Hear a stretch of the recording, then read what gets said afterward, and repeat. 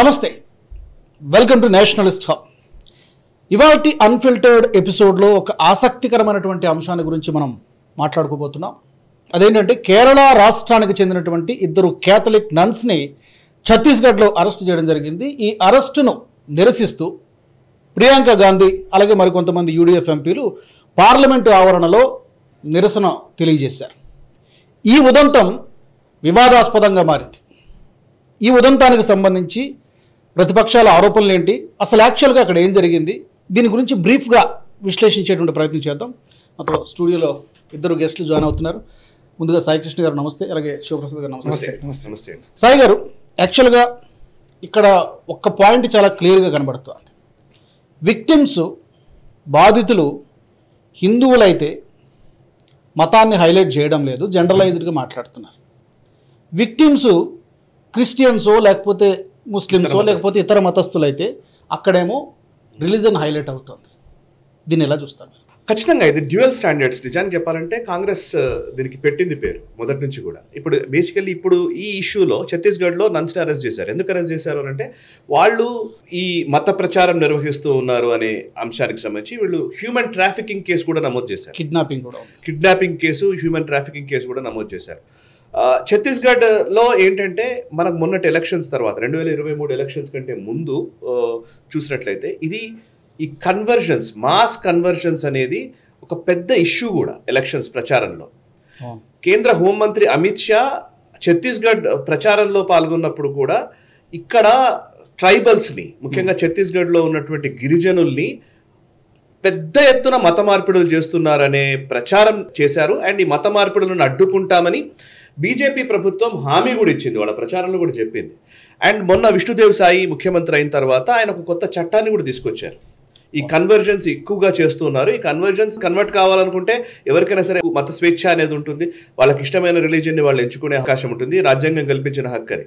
But స్వచ్ఛందంగా చేస్తే వేరు, కానీ ఫోర్స్ఫుల్గా లేకపోతే వాళ్ళకి ఏదో డబ్బులు ఆశ చూపించి ప్రలోభాలకు గురి చేసి వాళ్ళని మత మార్పిడి చేస్తూ ఉన్నారు అనేది మేజర్ అంశం.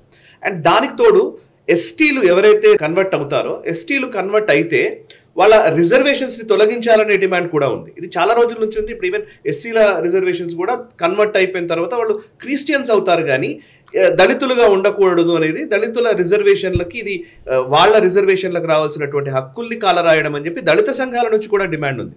అఫ్ కోర్స్ క్రిస్టియన్ మిషనరీలు వీళ్ళేమో లేదు దళిత క్రిస్టియన్లకు రిజర్వేషన్లు ఇవ్వాలి అనే విషయం మీద వాళ్ళు సుప్రీంకోర్టుకు వాటికి వీటికి పోరాడుతూ ఉన్నారు. అసలు విషయం ఏంటంటే ఇప్పుడు మీరు ఇందాక కరెక్ట్గా చెప్పారు, ఇద్దరు నన్లని అక్కడ అరెస్ట్ చేశారు, ఛత్తీస్గఢ్లో అరెస్ట్ చేశారు.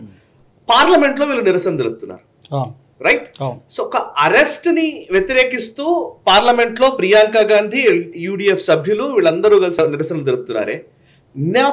మనకు వచ్చే సందేహం ఏంటంటే మహారాష్ట్రలో ఉద్ధవ్ ఠాక్రే గవర్నమెంట్ ఉన్నప్పుడు, ఉద్ధవ్ ఠాక్రే ముఖ్యమంత్రిగా ఉన్నప్పుడు, మహారాష్ట్రలో అదే కాంగ్రెస్ కూటమి ప్రభుత్వం ఉన్నప్పుడు ఇద్దరు సాధువుల్ని పాల్ఘర్లో నిజానికి మతం పేరిటనే వాళ్ళని కొట్టి చంపారు. అప్పుడు ఒక్క మాట మాట్లాడలేదు, ఇట్లాంటి నిరసనే కనిపించలేదు. బెంగాల్లో మాల్డాలో కావచ్చు, అటు ముర్షిదాబాద్ లో కావచ్చు, హిందువుల పైన దారుణంగా కృత్యాలు జరుగుతున్నాయి, వాళ్ళ మీద దాడులు చేస్తున్నారు, చంపుతున్నారు. సందేశ్ఖలీలో రేప్ చేసినారు. సో ఇప్పుడు అంటే హిందువుల పైన దాడులు జరిగినప్పుడు, ముర్షిదాబాద్ లో దాడులు జరిగినప్పుడు, నిజానికి హిందువులని టార్గెట్ చేసుకొని దాడి చేసినప్పుడు ఒక్కసారైనా ప్రియాంక గాంధీ ప్లకార్డ్ పట్టుకుందా? లేదు. ఎందుకు చేస్తున్నారు అంటే పాయింట్ ఏంటంటే ఇది కేవలం బెంగాల్లో జరిగినప్పుడు అదే చేశారు, ఇక్కడ జరిగిన అదే. అండ్ ఇంకోటి ఏంటంటే మీరు అన్నట్టుగా ఒక ఇద్దరిని అరెస్ట్ చేస్తే పార్లమెంట్లో ప్రియాంక గాంధీ నిరసనలు తెలిపే పరిస్థితుల్లోకి వస్తే, అంటే జనరల్గా దేశవ్యాప్తంగా ఎన్ని దాడులు జరుగుతున్నాయి మత పేరిట? అసలు క్రిస్టియన్ల పైన నిజంగా మాట్లాడితే ఇప్పుడు యూడిఎఫ్ సభ్యులందరూ వచ్చారు కదా, అదే కేరళలో లవ్ జిహాద్ కేసులు బహిరంగంగా చాలా ఉన్నాయని అప్పటి ఉమెన్ చాండీ ప్రభుత్వం చెప్పింది, ఎన్ఐఏ కేసులు నమోదు చేసింది, హైకోర్టు భావన నిజమే ఇక్కడ లవ్ జిహాద్ కేసులు ఉన్నాయని చెప్పింది. కేరళ ఫైల్స్ లాంటి సినిమాలు చూసాము.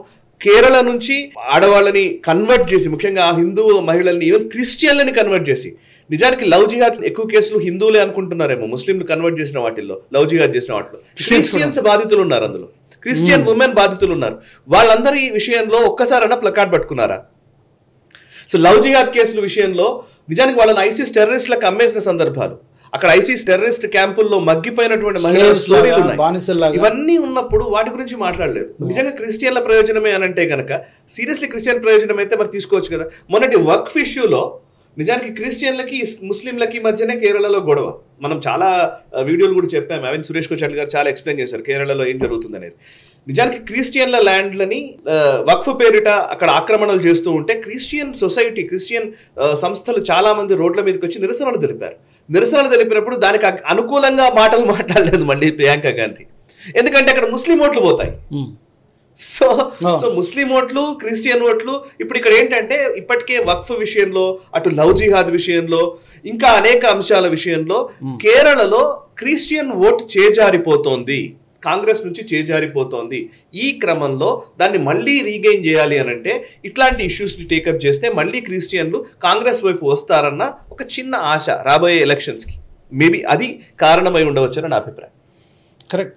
సుప్రసాద్ గారు, యాక్చువల్గా ఈ కన్వర్షన్స్ అనేది చాలా చిన్న విషయం అని చాలా అనుకుంటారు, కానీ చాలామంది చాప కింద నీరులాగా విస్తరిస్తోంది. ఎందుకంటే డెమోగ్రఫిక్స్ మారిపోతున్నాయి.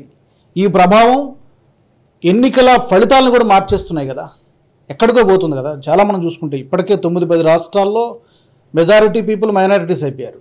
సో దీన్ని ఎట్లా అంటే మీరు ఎంత చెప్పినా కూడా, ఎన్నిసార్లు ఈ విషయం గురించి ఎంత సీరియస్గా డిస్కస్ చేసినా ఇవి ఎక్కడ కూడా ఆగే పరిస్థితి అసలు టోటల్గా కనిపించడం లేదు.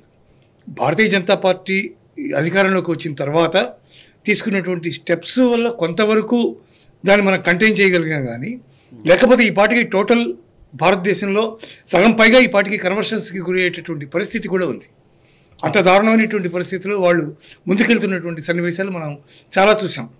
అందువల్ల ఇంకా స్ట్రింజెంట్గా, అంటే వెదర్ వాళ్ళు ఒప్పుకున్నా ఒప్పుకోకపోయినా, నచ్చినా నచ్చకపోయినా, ప్రజలు ఎరకబట్టి స్టాండ్ తీసుకున్నా సరే దానికి వ్యతిరేకంగా ఖచ్చితంగా చట్టాలు రూపొందించాల్సినటువంటి పరిస్థితి, ఆల్రెడీ రూపొందించిన చట్టాలు కూడా కొన్ని ఉన్నాయి. వాటన్నిటిని కూడా ఖచ్చితంగా అమలు చేయాల్సినటువంటి పరిస్థితి కూడా ఖచ్చితంగా మనకు కనిపిస్తుంది. కానీ వాళ్ళ ప్రయత్నం వాళ్ళు ఎన్నటికీ మానుకోరు. ఇప్పుడు ముస్లిం కమ్యూనిటీలో ఏ రకంగానైతే భారతదేశాన్ని కూడా మరొక ముస్లింస్ ఆధిపత్యంలోకి వచ్చేటటువంటి దేశంగా మార్చాలనే ప్రయత్నాలు ఎంత ఎంత దారుణంగా జరుగుతున్నాయో దానికి వాళ్ళు ఎన్నుకున్నటువంటి అనేక మార్గాలు, వాటిలో లవ్ జిహాద్ ఒక ఆయుధం, ఇటువంటివి అనేక రకాలైనటువంటి ఆయుధాలు వాళ్ళు ప్రయోగిస్తున్నారు. వీటన్నిటిని స్టాప్ చేసేందుకు చేస్తున్నటువంటి ప్రయత్నాలన్నీ కూడా ఇటువంటి యాంటీ నేషనలిస్ట్ వ్యవహారాలు ఏవైతే చేస్తున్నారో రాజకీయ నాయకులు, ముఖ్యంగా కాంగ్రెస్లో ఉన్నటువంటి అనేక మంది రాజకీయ నాయకులు ఏదైతే చేస్తున్నారో దాని యొక్క ఫలితాన్ని హిందూ సమాజం భరిస్తోంది, యాక్చువల్గా అనుభవిస్తోంది. లేకపోతే ఇందాక సాయి గారు చెప్పినట్టుగా కేరళలో ఉన్నటువంటి క్రిస్టియన్ సమాజం దాన్ని భరిస్తోంది. ఆవిడకి నిజంగా కనుక అంత చిత్తశుద్ధి కనుక ఉంటే నిజంగా అక్కడ జరిగేటటువంటి కన్వర్షన్స్ని ఆపాల్సినటువంటి బాధ్యత ఆమెకి లేదా? పైగా వైనాడు నుంచి ఆమె ఎంపీగా ఉండి ఒక బాధ్యతాయుతమైనటువంటి పదవిలో ఉండి పార్లమెంట్లో ఇంత పెద్ద ఎత్తున నిరసన చేసేటంత స్థాయి కేవలం ఇద్దరి కోసమే చేస్తున్నప్పుడు మరి అంత భారీ ఎత్తున కన్వర్షన్స్ జరుగుతుంటే నువ్వు ఎందుకు చూస్తూ ఊరుకున్నావు? ఓటు బ్యాంక్ కేవలం ఒకే ఒక కారణం ఏంటంటే ఓటు బ్యాంక్ పోతుంది అనేటువంటి భయం. ఇటు ముస్లిమ్స్ కావాలి, అటు క్రిస్టియన్స్ కావాలి. క్రిస్టియన్స్ దగ్గర చేసిన ప్రయత్నం చేయాలి కాబట్టి కన్వర్షన్స్ జరుగుతున్న ఆ విషయంలో ప్రియాంక గాంధీ ఎటువంటి చొరవ తీసుకోలేదు కాబట్టి వాళ్ళ సానుభూతి పొందాలంటే ఇద్దరు నన్సును పెట్టుకుని ఈరోజు ఆమె ప్రదర్శన చేసింది. అంతకు మించి దాంట్లో పెద్ద గొప్ప విషయమే నాకు కనిపించట్లేదు. ఇంకొక విషయం ఉంది ఇందులో. యాక్చువల్లీ ఇప్పుడు బస్తర్లో కానీ ఇక్కడ కానీ యాక్చువల్లీ ఛత్తీస్గఢ్లో జరుగుతున్నటువంటి కన్వర్షన్స్ విషయంలో చాలా సీరియస్ అలిగేషన్స్ ఉన్నాయి, చిన్నవి కాదు. ట్రైబల్స్కి సంబంధించి చాలామంది ట్రైబల్స్ని, అమాయకుల్ని మతం మారుస్తున్నారని, వాళ్ళను ప్రలోభాలకు గురి చేస్తున్నారని, అండ్ క్రిస్టియన్ మిషనరీల పైన ఒక గుర్రుగా అక్కడి సమాజం కూడా ఉంది. యాక్చువల్లీ ఇది ఇష్యూ అయినప్పుడు ట్రైబల్స్ నుంచే చాలామంది ఓట్లు వేసిన వాళ్ళు ఉన్నారు. యాక్చువల్లీ ఇప్పుడు మాట్లాడితే అండ్ ఇంకొక పాయింట్ ఉంది ఇందులో. ఈ మొత్తం వ్యవహారం ఇదంతా నడుస్తున్నప్పుడు కేరళకి సంబంధించి ఒక పర్టికులర్లీ కేరళ రాష్ట్రానికి సంబంధించి ఒక డిఫరెంట్ డినామినేషన్స్ ఉన్నాయి. అక్కడ హిందువులు మైనారిటీ నిజంగా చెప్పాలంటే 50% లోపలనే హిందువులు ఉన్నారు. సో 50 ఆ నెంబర్లోనే ఉన్నారు. ఇప్పుడు నిజానికి ఇప్పుడు సెన్సస్ చేస్తే ఇంకా ఖచ్చితంగా మైనారిటీలో అవుతారు. ఆ హిందువుల్లో కూడా కమ్యూనిస్ట్ ప్రభావం వల్ల ఏథిస్టులు ఎక్కువ మంది ఉంటారు, నాస్తికవాదం కలిగిన వాళ్ళు ఎక్కువ మంది ఉంటారు. సో అందులో రిలీజియన్ ని పాటించే వాళ్ళు కొంతమంది ఉంటారు. ఇందులో క్రిస్టియన్ సముదాయము చాలా బలంగా ఉంటుంది. కొన్ని పాకెట్స్ లో క్రిస్టియన్స్ ఎక్కువ ఉంటారు అండ్ ముస్లిమ్స్ చాలా ఎక్కువ ఉంటారు. నిజానికి సురేష్ కోచట్ల గారు పదే ఎప్పుడు చెప్తూ ఉంటారు, కేరళ అనేది ఒక డిఫరెంట్ డినామినేషన్స్. నిజానికి కేరళలోనే RSS కార్యకర్తల మీద హత్యలు జరిగాయి. చంపేశారు చాలా మందిని. ఇప్పుడు అట్లాంటి కేసు నుంచి ఇప్పుడు పిఎఫ్ఐ మీద కేసు నడుస్తోంది, అక్కడ ఉన్నటువంటి ఆర్ఎస్ఎస్ కార్యకర్తలు చంపిన కేసు గురించి సుప్రీంకోర్టు కూడా మాట్లాడుతోంది. కరెక్ట్. సో ఇప్పుడు ఒక ఆర్ఎస్ఎస్ కార్యకర్తల్ని చంపిన సందర్భాల్లో కానివ్వండి, మతం పేరిట చంపిన సందర్భాల్లో ఒక్కరోజు కూడా మాట్లాడని వాళ్ళు అప్పుడేమో అది క్రైమ్ అవుతుంది. అంటే ఇప్పుడు ఇక్కడ ఇప్పుడు సందేశ్ కళ్యాణ్ అన్నారు, సందేశ్ కళ్యాణ్ అంటే అది ఆడవాళ్ళ మీద అత్యాచారాలు విపరీతంగా జరుగుతున్నాయని మాట్లాడతారు. అదే మీరు ఇంకొక సందర్భంలో అయితే మాత్రం నన్స్, క్రిస్టియన్ నన్స్ అని పర్టికులర్ గా చెప్తారు, కేథలిక్. సో ఇంకొక పాయింట్ చూస్తే ఇప్పుడు మీరు హత్రాస్ ఇన్సిడెంట్ మనకు మర్చిపోలేదు ఇప్పటికి. హత్రాస్లో, ఉత్తరప్రదేశ్ హత్రాస్లో ఒక దళిత మైనర్ బాలిక పైన అత్యాచారం చేశాడు ఒక అప్పర్ కాస్ట్ అగ్రవర్ణాలకు సంబంధించినటువంటి వ్యక్తి అని అంటారు, ఠాకూర్ సామాజిక వర్గానికి సంబంధించి. దాన్ని ఫోకస్ చేశారు. హత్రాస్కి నేను వెళతాను, హత్రాస్కి వెళ్ళాలి అని చెప్పి పెద్ద గొడవ ఒక 2 రోజులు అదే, ఒక 2-3 రోజులు అదే నడిచింది. హత్రాస్కి నేను అప్పుడు కూడా ఒక వీడియో చేశాను నేషనలిస్ట్ అప్పుడు. హత్రాస్ ఇన్సిడెంట్ జరిగిన కరెక్ట్ గా వారం రోజులు తిరగకుండానే బలరాంపూర్, హత్రాస్కి 20 కిలోమీటర్ల దూరంలోనే బలరాంపూర్ అనేది ఉంది. బలరాంపూర్ లో ఒక ముస్లిం ఒక సేమ్ దళిత మైనర్ బాలిక పైన అత్యాచారం చేశాడు. ఒక ముస్లిం ఇక్కడ బాలిక పైన అత్యాచారం చేస్తే దళితులపై అత్యాచారం అని చెప్పరు, అసలు అక్కడ ఆ ఇష్యూ అక్కర్లేదు. ఇక్కడ మాత్రం దళితులపై అత్యాచారం, ఇక్కడ దళిత బాలికే, అక్కడ దళిత బాలికే. ఇక్కడ ముస్లిం చేశాడు, ఇక్కడ ఒక అగ్రవర్ణాల వాడు చేశాడు. ఈ రెండింటిని ఎందుకు ఒకేలాగా చూడరు అని అంటే, ఒకవేళ అక్కడ ఒకలాగా చూడరు, ఇది వేరే ఇది వేరే. సో ఇక్కడేమో హిందువుల్లో క్యాస్ట్ సిస్టమ్ ఉంది, ఇక్కడ కుల ఆధిపత్యం ఉంది, సో అందుకే వీళ్ళు ఇట్లా చేస్తున్నారు అనేది చూపించే ప్రయత్నం. అక్కడ మాత్రం అది కాదు. సో పాయింట్ ఏంటంటే దీన్ని ఎట్లా చెప్పాలి అని అంటే కనుక ఇది ఎక్స్పోజ్ చేయాల్సిన సందర్భం ఇది. సీరియస్లీ ప్రియాంక వాద్రా కానీ లేకపోతే రాహుల్ గాంధీ కానీ తీసుకుంటున్న స్టాండ్స్ ని కరెక్ట్ గా అర్థం చేసుకుంటే ఇవన్నీ క్లియర్ గా అర్థమైపోతాయి. అంటే ఎవరి పక్షాన నిలబడుతున్నావు, ఎవరి పక్షాన నిలబడతలేడు అని. నిజానికి క్రిస్టియన్ నన్స్ పైన దాడి జరిగింది అనుకుందాం, సేమ్ టైం బెంగాల్లో జరిగే వాటి మీద కూడా మీరు మాట్లాడండి, పాల్వేర్ సాధువుల గురించి మాట్లాడండి, లేకపోతే ఇంకొక దగ్గర జరిగిన హత్య కేసుల గురించి మాట్లాడండి, సర్ తన్సే జుదా అని స్టేట్మెంట్లు ఇస్తున్న వాళ్ళ గురించి మాట్లాడండి. నూపూర్ శర్మ గురించి మాట్లాడతారు, బట్ సర్ తన్సే జుదా అన్నవాడి గురించి మాత్రం మాట్లాడరు. ఇది అసలు విషయం. మతం ఎవరైనా సరే ఎవరి స్వేచ్ఛ వాళ్ళకు ఉంటుంది. మతానికి వ్యతిరేకమో ఇంకొక మత ప్రచారానికి వ్యతిరేకమో కాదు. నేషనలిస్ట్ కూడా మనం ఆలోచించి వాళ్ళ మత ప్రచారం పేరిట జరుగుతున్నటువంటి అకృత్యాలు, అత్యాచారాలు ఇవేవి జరిగినా దాని గురించి మనం మాట్లాడాలని కదా. ఈవెన్ మీడియాలో కూడా అదే ప్రాబ్లం. మన మీడియాలో కూడా ఒక స్వామీజీ ఏదో తప్పు చేశాడు అనుకోండి, చూసారా స్వామీజీ ఇట్లా చేశాడు, స్వామీజీ అట్లా చేశాడు అని చెప్తారు. క్రిస్టియన్ పాస్టర్ గురించి అసలు మాట్లాడరు. అదే ఒక ముల్లా చేస్తే మాత్రం మాట్లాడరు. ముల్లా చేసినప్పుడు కూడా అంతే స్థాయిలో మాట్లాడాలి. ఈవెన్ మన తెలుగు మీడియాలో కూడా చూస్తుంటాం కదా జనరల్ గా, ఎంత నిడివి ఇస్తాం మనం నిజానికి. ఒక స్ట్రింగ్ ఆపరేషన్స్ స్వామీజీల మీద, సన్యాసుల మీద, వాళ్ళ ఆశ్రమాల మీద చేసే స్ట్రింగ్ ఆపరేషన్లు ఎన్ని, ముస్లిం ముల్లాల మీద చేసే స్ట్రింగ్ ఆపరేషన్లు ఎన్ని, మదర్సాల గురించి స్ట్రింగ్ ఆపరేషన్లు ఎన్ని, అండ్ పాస్టర్ల మీద స్ట్రింగ్ ఆపరేషన్లు ఎన్ని చూస్తే అర్థమైపోతుంది కదా. వీఆర్ ఆల్ మనమందరం జర్నలిస్టులమే కదా. అలాగే సాయి గారు, మనకి మీరు వెస్ట్ బెంగాల్ ఎగ్జాంపుల్ చెప్పారు, కేరళ ఎగ్జాంపుల్ చెప్పారు. బంగ్లాదేశ్లో అన్ని నెలల పాటు హిందువుల మీద అవును అత్యాచారాలు, దాడులు, వాళ్ళ ఇళ్లను తగలబెట్టేశారు. ఒక్క కాంగ్రెస్ నాయకుడు కానీ, ఒక్క సమాజ్వాదీ పార్టీ కానీ ఇప్పుడు మాట్లాడుతున్న లీడర్స్ ఎవరు కూడా కనీసం ఒక ట్వీట్ లేదు, ఏం లేదు. అక్కడెక్కడో రఫాలో ఏదో జరుగుతోంది. ట్వీట్లు ఇస్తారు. రాహుల్ గాంధీ కూడా ట్వీట్ చేశాడు బంగ్లాదేశ్ హిందువుల మీద. తూతూ మాత్రమే కదా, ట్వీట్ మాత్రమే. ట్వీట్ వేరు, ఇది వేరు. అవును, మాట్లాడడం వేరు. మాట్లాడే దగ్గరికి వస్తే మాత్రం మళ్ళీ దాని మీద యాక్టివిటీ తీసుకోవడం వేరు. నువ్వు యాక్టివిటీ తీసుకోవాలి. నా పాయింట్ ఏంటంటే యాక్టివిటీలోకి రావాలి కదా పొలిటికల్ పార్టీలు. ఇప్పుడు నువ్వు యాక్టివిటీ ఇది ఇట్స్ నాట్ ట్వీట్. ఏంటంటే నిరసన తెలపడం, ప్లకార్డులు పెట్టుకుని ఒక పార్లమెంట్ ఆవరణలో నిరసన తెలిపే ఒక యాక్టివిటీ తీసుకున్నారు కదా. ఆ యాక్టివిటీ హిందూ విషయంలో ఎన్నిసార్లు తీసుకున్నారు? పైగా ప్రభుత్వాన్ని ఇరుకుని పెట్టేటటువంటి ప్రయత్నం చేస్తుంది. పైగా నిన్న జరిగినటువంటి లోక్సభలో జరిగినటువంటి చర్చలో కూడా ఆవిడ భారతీయులు అని చెప్పి సంబోధించడం ద్వారా వాళ్ళ సెక్యూరిటీలో మీరు విఫలమయ్యారని చెప్పడానికి ప్రయత్నం చేసింది. అక్కడ ఇక్కడ మళ్ళీ మతాన్ని అంటగట్టి మళ్ళీ భారతీయ జనతా పార్టీని మళ్ళీ దాంట్లో ఇరికించాలనే ప్రయత్నం కూడా చేస్తుంది. మణిపూర్ లో చూస్తే కుకీస్, మేటీస్ ఇక్కడ కూడా అది కూడా ఇష్యూయే. మేటీస్ ఏమో హిందూస్ ఎక్కువ ఉంటారు, కుకీలేమో క్రిస్టియన్ సముదాయం అని. అక్కడ యాక్చువల్లీ క్రిస్టియన్ మిషనరీస్ పాత్ర కూడా చాలా సీరియస్ గా ఉంది. అండ్ ఇంటర్నేషనల్ మ్యాగజైన్స్ లో వాటిల్లో స్టోరీస్ రాశారు. మణిపూర్ అండ్ మిజోరాం ఆ బెల్ట్ అంతా కూడా క్రిస్టియన్ ల్యాండ్ గా, క్రిస్టియన్ కంట్రీగా చేయాలనే ఒక దృక్పథంతో నడుస్తాం. అండ్ గజ్వా హింద్ మీరు ఇందాక చెప్పారు, పాకిస్తాన్ని బంగ్లాదేశ్ని కలిపే ఒక కారిడార్గా దీనంతా గజ్వాయ్ హింద్ చేయాలి, ముస్లిం దేశంగా మార్చాలనేది ఒక టార్గెట్ పెట్టుకుని PFI టార్గెట్ లో ఉంది. 2047 ఇస్లామిక్ రాజ్యంగా నెలకొల్పడం అనేది వాళ్ళ టార్గెట్ పెట్టుకుని పనిచేస్తున్నారు. ఇవన్నిటి గురించి ఒక్క మాట కూడా ఒక నేషనలిస్ట్ పార్టీ, మీరు అనుకుంటున్నారు Congress party Nationalist movement of India అని కొడితే జాతీయోద్యమం వస్తుంది, మన స్వాతంత్రోద్యమం వస్తుంది. కాంగ్రెస్ పార్టీ నిజానికి నేషనలిస్ట్ మూవ్మెంట్ తీసుకున్నట్టయితే కనుక మరి మాట్లాడాలి కదా. శివప్రసాద్ గారు, అయితే ఇప్పుడు ఈ ఒకవైపు ఏమో మిషనరీలు, ఇంకొక వైపు ఏమో మరొక లవ్ జిహాద్ అని, లేకపోతే ఇంకోటని ఇట్లా దాడులు చేస్తున్నాయి. ఇలా జరుగుతూ పోతుంటే కొన్ని సంవత్సరాల తర్వాత అసలు హిందువులు కనుమరుగైపోతారేమో అనిపిస్తోంది. చాలా మేబీ 10 years తర్వాతనో 15 years తర్వాతనో కనుమరుగైపోతారేమో అనిపిస్తుంది. ఆల్మోస్ట్ చాలా తగ్గిపోతారేమో నెంబర్ అనిపిస్తుంది. అంటే మూమెంట్ తగ్గిపోతుంది సార్. అంటే బేసికల్లీ ఎందుకంటే హిందువులు మీరు ఎంతగా హిందువుల నుంచి పోరాటం జరిగినప్పటికీ కూడా ఎప్పుడైతే దానికి సరైనటువంటి మద్దతు లభించటం లేదో, ఆ పోరాటానికి సరైనటువంటి మద్దతు లభించదో, న్యాచురల్గా వాళ్ళలో కూడా ఒక రకమైనటువంటి అధైర్యమో, పిరికితనమో, లేకపోతే మనం అనవసరంగా బలవుతున్నాం అనేటువంటి ఫీలింగో న్యాచురల్గా పెరిగిపోతుంది. మీరే ఇంటర్వ్యూ చేశారు ఆ రాధ అనే అమ్మాయి ఖమ్మం నుంచి వచ్చినప్పుడు.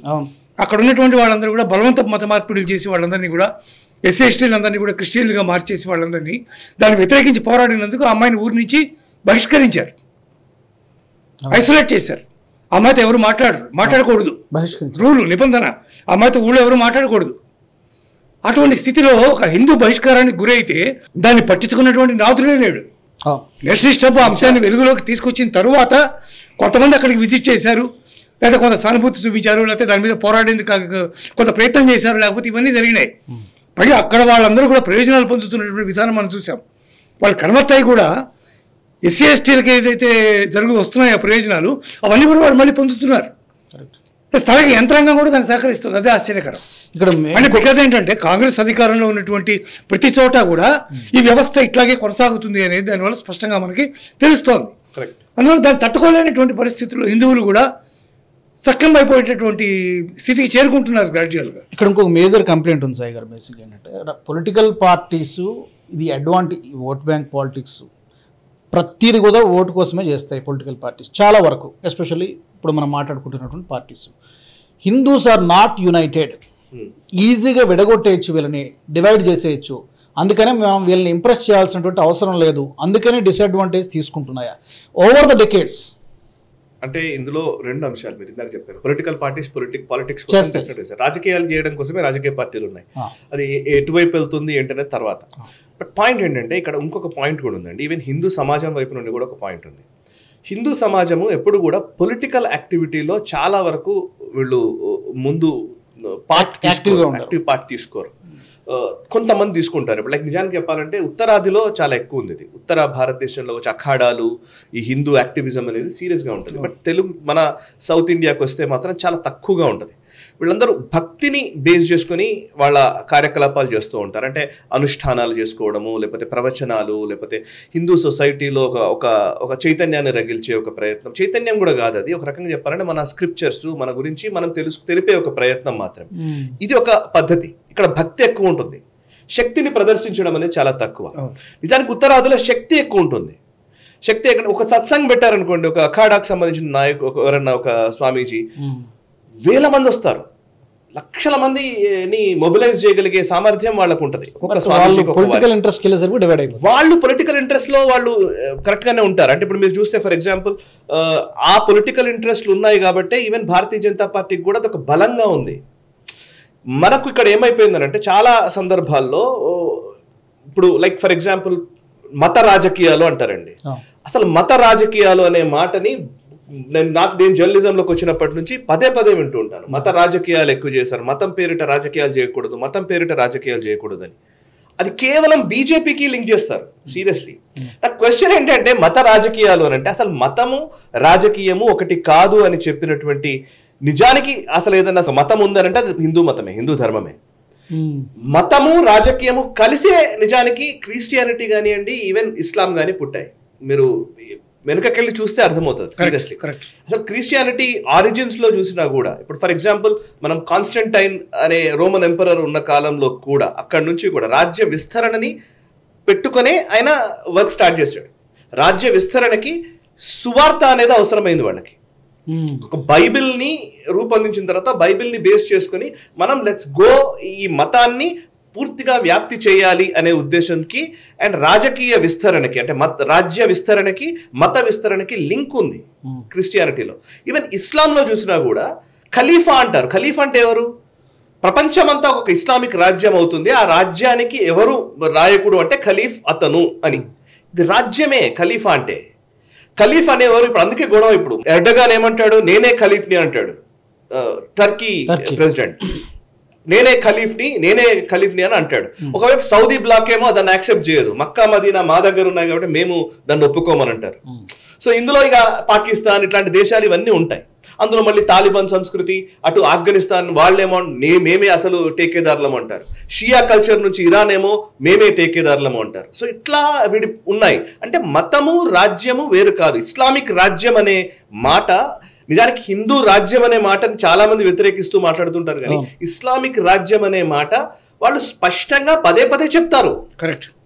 ఇస్లామిక్ రాజ్యంగా మార్చడం కోసమే మన మత ప్రచారము అనే మాటలో ఏ తేడా లేదు, చాలా క్లియర్ గా ఉన్నారు వాళ్ళు. సో మత రాజకీయము అనే మాట, మతము రాజకీయము ఒకటిగా ఉండే మాట నిజానికి హిందూ ధర్మంలో లేదు. హిందూ ధర్మంలో రాజు ఉండేవాడు. ఒక ధర్మానికి సంబంధించి మతానికి సంబంధించినటువంటి వ్యక్తులు ఎవరంటే ఇప్పుడు లైక్ ఫర్ ఎగ్జాంపుల్ రాముడు రాజ్యాన్ని నడిపిస్తున్నాడు, వశిష్ఠుడు ఉండేవాడు గురువు, రాజగురువులు ఉండేవాడు, విశ్వామిత్రుడు ఉండేవాడు. మహాభారతం నడుస్తోంది, మహాభారతం టైంలో వేదవ్యాసుడు ఉండేవాడు గురువు. బట్ నడిపించేది మాత్రం రాజే. రాజు ధర్మబద్ధంగా నడవాలని చెప్పిన సంస్కృతి మనది. రాజు ధర్మబద్ధంగా నడవాలి, ధర్మానికి మోకరిల్లాలి. ఒకవేళ స్వామీజీయో సన్యాసియో లేకపోతే ఎవరన్నా వచ్చారు అంటే వాళ్ళ కాళ్ళకు దండం పెట్టాలి, వాళ్ళని బాగా చూసుకోవాలి, వాళ్ళు చెప్పిన ధర్మ పద్ధతిలో వీడు నడవాలి రాజు. అంతేగాని అందుకే రాజదండం పెట్టారు పార్లమెంట్ లో. మీరు అబ్జర్వ్ చేస్తే సెంగోల్ రాజదండం ఉంది అంటే ధర్మబద్ధంగా నడుస్తుంది ఈ రాజ్యం అని.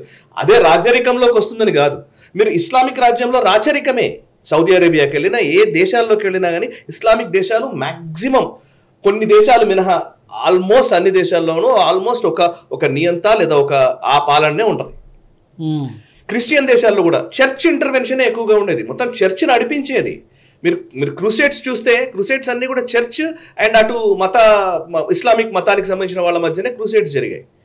సో నేను ఇవన్నీ హిస్టరీ ఇవన్నీ మాట్లాడాల్సి వస్తుందని అంటే మత రాజకీయం అనే మాట అనగానే ఫస్ట్ బీజేపీ అంతా డిఫెన్స్ లోకి వెళ్ళిపోతుంది. లేదు మేము సెక్యులర్ అంటారు. బీజేపీ అంటే చాలా మంది సెక్యులర్ అనే భావన తీసుకురావాల్సి వస్తుంది. మిమ్మల్ని అటాక్ చేస్తున్నప్పుడు ఏం చేస్తారు, మీరు డిఫెన్సివ్ లోకి వెళ్ళిపోతారు. సో యాక్చువల్లీ మత రాజకీయం జరుగుతోంది ఇంకోవైపు, కానీ ఇక్కడ మాత్రం వీళ్ళు పాపం డిఫెన్స్ లో పెడతారు. అండ్ హిందూ సొసైటీలో కూడా యూనిటీ రావాలి. హిందూ సొసైటీలో కూడా ఏంటంటే సీరియస్లీ ఇప్పుడు ఒక ఇద్దరు నన్స్ గురించి ప్రియాంక వాద్రా ప్లకార్డ్ పట్టుకుని పార్లమెంట్ లో ఎందుకు ఉంది అని అంటే ప్రియాంక వాద్రాకి ఇంట్రెస్ట్ ఉండే అని నేను అనుకోను. ప్రియాంక వాద్రా నిలబడేలాగా ఒక లాబీ పనిచేస్తుంది, ఒక లాబీ ప్రొవోక్ చేస్తుంది. క్రిస్టియన్ లాబీ అంత సీరియస్ గా ప్రొవోక్ చేస్తుంది, అంత సీరియస్ గా వాళ్ళ వెనకాల ఉండి నువ్వు నిలబడాలి, వీళ్ళ కోసం మాట్లాడాలి అని ఒక ప్రేరేపిస్తారు. లేకపోతే మీకు ఇంత ఓట్లు పోతాయి, ఒక బెదిరింపు ధోరణులు కూడా ఉంటాయి ఇందులో, లేదని అనడానికి లేదు. ఇంకోవైపు ఇస్లాంకి సంబంధించి కూడా వక్ఫ్ విషయంలో నువ్వు మాట్లాడడానికి వీలు లేదు అంతే. ప్రియాంక వాద్రా వక్ఫ్ బోర్డు విషయంలో మాట్లాడలేదు, పార్లమెంట్ లో వెళ్ళిపోయింది. వక్ఫ్ విషయంలో మాట్లాడలేదు పార్లమెంట్ లో ప్రియాంక వాద్రా.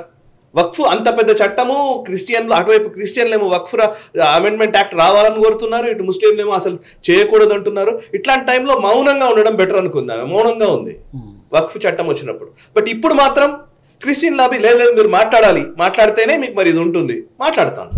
సో అంటే ఏంటంటే నా ఉద్దేశం ఏంటంటే పొలిటికల్ సర్కిల్స్ని, పొలిటికల్ ఎస్టాబ్లిష్మెంట్ని ఇన్ఫ్లుయెన్స్ చేయగలిగేటువంటి వ్యవస్థలు హిందూ సొసైటీలో ఇంకా పెరగాలి. వీళ్ళు ఇన్ఫ్లుయెన్స్ చేయగలిగిన రోజు అక్కడ మార్పులు వస్తాయి. ఈ ఇన్ఫ్లుయెన్స్ ని పెంచడానికి కావాల్సినటువంటి కసరత్తు చేయాల్సిన అవసరం ఉందనేది నా అభిప్రాయం. కరెక్ట్, మీరు అన్నట్టు ఇన్యాక్టివ్ స్టేటస్ నుంచి యాక్టివ్ స్టేటస్ లోకి రావాలి. Political activeness difference. మనం గ్రౌండ్ లో యాక్టివ్నెస్ అని మనం అనుకుంటున్నాం, నిజానికి మీరు గ్రౌండ్ లో యాక్టివ్నెస్ కంటే కూడా లాబియింగ్ ఎక్కువ ఉంటుంది. అమెరికాలో ఇల్హాన్ ఒమర్ అనే ఒక సెనేట్ లా ఒక కాంగ్రెస్ ఉమెన్, తను వోకల్ గా ఒక స్టాండ్ తీసుకొని మాట్లాడుతుంది. ఎందుకు అనంటే ఇస్లామిక్ లాబీ ఒకవైపు ఉంది పక్కన, ఆ లాబీ వీళ్ళని నడిపిస్తూ ఉంటుంది. అండ్ ఇప్పుడు ఈవెన్ యూకేలో మేయర్లు, యూకే గవర్నమెంటే గ్రూమింగ్ గ్యాంగ్స్ మీద ఒక చర్య తీసుకోవాలంటే భయపడిపోతున్నాయి. బికాస్ దట్ ఇస్లామిక్ లాబీ చాలా గట్టిగా ఉంటుంది. వాళ్ళు ఏం రోడ్ల మీదకి రానవసరం లేదు.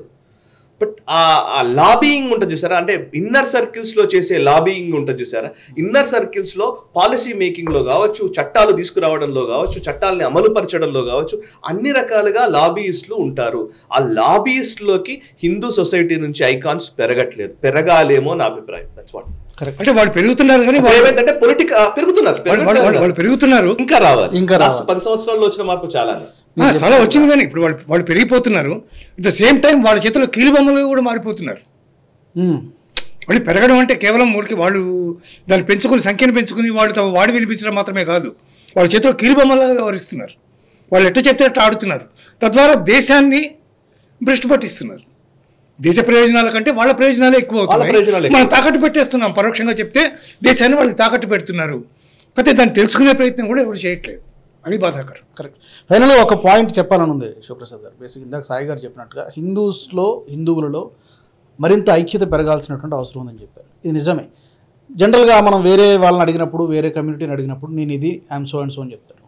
మన హిందువుల్లో జనరల్గా అడిగితే నేను ఎవరు అంటే నేను పలానా చౌదరినో లేకపోతే పలానా రెడ్డినో, సో ఇలా డివైడ్ అయిపోతారు తప్పితే ఆమె హిందూ అని చెప్పి ఎవరు గర్వంగా చెప్పడానికి డేర్ చేయరు. మేబీ అదేంటో నాకు అర్థం కాదు. అక్కడ దాకా వెళ్ళక్కర్లేదండి. అంటే నేను ఒక పర్టికులర్ మనం లేస్తే రకరకాల 1,00,000 మంది నాయకులు చూస్తాం, లేకపోతే పేర్లు పెట్టి మాట్లాడతాం, గెస్టులుగా పిలుస్తాం, ఇవన్నీ చేస్తాం. గర్వంగా బ్రహ్మానంద రెడ్డి అని చెప్పుకుంటాడు, కానీ నేను శివప్రసాద్ శర్మ అని చెప్పుకోలేను.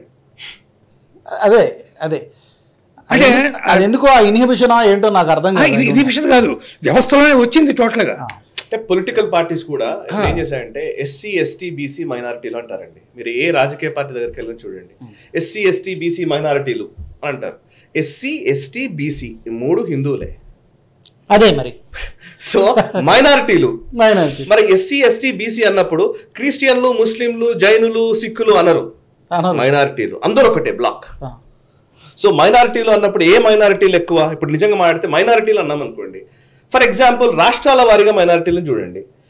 కశ్మీర్కి వెళితే మైనారిటీలు ఎవరు? హిందువులే మైనారిటీలు. మరి సీరియస్లీ కాశ్మీర్లో హిందువులు మైనారిటీలు. మీరు నార్త్ ఈస్ట్కి వెళ్ళి చూడండి, హిందువులే మైనారిటీలు. ఇప్పుడు కేరళలో హిందువులు మైనారిటీలు. పాకెట్స్ వైజ్ చూస్తే నిజానికి హిందువులు ఎంతమంది ఉంటారు అని లెక్కేస్తే, లిటరల్ గా మాట్లాడితే కొన్ని జిల్లాలు, ఇప్పుడు తమిళనాడులో ఒక జిల్లానే ముస్లింస్ అంట. అట్లా ఏర్పడ్డ జిల్లాలు చాలా ఉన్నాయి. కొన్ని ఏరియాల్లో నిజానికి కొన్ని ఏరియాల్లో అసలు ఏంటిది అనే పరిస్థితి వస్తుంది. ఇప్పుడు ఇక్కడ క్వశ్చన్ ఏంటంటే divide and rule. So Hindu సొసైటీని డివైడ్ చేయాలి. హిందూ సొసైటీ ఒక బ్లాక్ గా ఉంటే చాలా కష్టం, ఒక బ్లాక్ గా పోలరైజ్ అయింది అని అంటే చాలా కష్టం. So divide this Hindu society and unite the other societies, other communities. In ఆ అదర్ కమ్యూనిటీస్ లో కూడా ఇప్పుడు మైనారిటీ అఫేర్స్ అనుకోండి, మైనారిటీ అఫేర్స్ మినిస్టర్ అంటే గత 70 ఏళ్లలో మీరు మైనారిటీ అనగానే మీకు ఫస్ట్ ఎవరు ఏది గుర్తొస్తుంది చెప్పండి? మైనారిటీ అనగానే ముస్లిమ్స్ అని అంటారు ఫస్ట్. మైనారిటీ అంటే ముస్లిమ్స్ మాత్రమే కాదు, ముస్లిమ్స్ నిజానికి మెజారిటీ ఇన్ మైనారిటీ. ఈ మైనారిటీ అని చెప్తున్న వాళ్ళలో మెజారిటీ ముస్లిమ్స్. ఈ భారతదేశంలో ఉన్న ముస్లిం కమ్యూనిటీ ఉన్నంత నిజానికి బయట పాకిస్తాన్ లో ఎంతమంది ముస్లింలు తెలియదు, అంతకంటే ఎక్కువ మంది ముస్లింలు భారతదేశంలో ఉంటారు. 14% 15% అంతకంటే అంటే జనాభా పరంగా చూస్తే ఎక్కువ మంది ఉంటారు. కొన్ని దేశాల జనాభా మన భారతదేశంలో ఉన్న ముస్లిం జనాభా. బట్ మైనారిటీ అనగానే ముస్లిమ్స్ అంటారు, కానీ ముస్లిమ్స్ లో మైనారిటీస్ చాలా మంది ఉన్నారు. ఇప్పుడు అందులో లెక్కేస్తే ముస్లిమ్స్, క్రిస్టియన్స్, సిక్కులు, జైనులు, ఓకే, బౌద్ధులు, మళ్ళీ అందులో ముస్లిమ్స్ లో చాలా తెగలు ఉన్నాయి. ముస్లిమ్స్ అంటాం కానీ మరి ఇప్పుడు సున్నీలు, షియాలు, పస్మందా ముస్లింలు, లేకపోతే బోరా ముస్లింలు, ఇంకా రకరకాల మంది ఉన్నారు. ఈవెన్ ట్రైబల్స్ ఉంటారు. ఇప్పుడు కాశ్మీర్ లాంటి ప్లేస్ లోకి వెళ్తే కాశ్మీర్ లో ట్రైబల్స్ ఉంటారు చాలా మంది, ముస్లింసే. నిజానికి ఇట్లా సబ్ కాస్ట్లు చాలా ఉన్నాయి. అట్లా ఎప్పుడు విడదీయరు. బట్ హిందూ సొసైటీ మాత్రం విడిపోతూ ఉంటుంది. అది ఏంటంటే సైకలాజికల్ గా కూడా ఎస్సీ ఎస్టీ బీసీ మైనారిటీలు, ఎస్సీ ఎస్టీ బీసీ మైనారిటీలు, ఇది వాళ్ళు వల్లే వేసి కొన్ని సంవత్సరాల పాటు అది అలవాటు అయిపోయింది. ఎవరైనా సరే నాయకుడు వస్తే మాట్లాడాలంటే అట్లాగే మాట్లాడాలనుకుంటారు. సో దిస్ ఈస్ ద, అంటే మనము సైకలాజికల్ గా, అదే విధంగా ఎకనామికల్లీ, సోషల్లీ మనం వీఆర్ యాక్సెప్టింగ్ సో మెనీ, నిజానికి ఏమాత్రం నిజం లేనటువంటి అనేక అబద్ధపు థియరీల్ని మనము నమ్మాము, ఆకలింపు చేసుకున్నాము, దాన్ని ఆచరణలో పెడుతున్నాము. అది ఈ ఫలితం. డివిజన్స్ ఎక్కువ ఉన్నాయి. ఆ డివిజన్స్ ఎన్ని ఎక్కువ ఉంటే అక్కడ ఆ పొలిటికల్ ఎగ్జిస్టెన్స్ కి వాళ్ళకి అంత ఉపయోగకరంగా ఉంటుందో దాన్ని ఎంకరేజ్ చేస్తారు. అఖండ సినిమాలో బాలకృష్ణ ఏదో ఒక డైలాగ్ చెప్తాడు, అహింస పరమో ధర్మ, ఓకే, ధర్మహింస తథైవ వచ అని చెప్తాడు. ధర్మహింసని నేను తట్టుకోను కాబట్టి నాలో వీర్యం బయటకు వస్తుంది, నా అంత గొప్ప వీరుడు లేడని చెప్తాడు. ఆ స్థితి ప్రతి హిందువుకి వచ్చిన రోజున మనకి ఇట్లా డిస్కస్ చేసుకోవాల్సినటువంటి అవసరమే రావాలని కోరుకుందాం. Right sir. Thank you very much Sivaprasad గారు, సాయి గారు.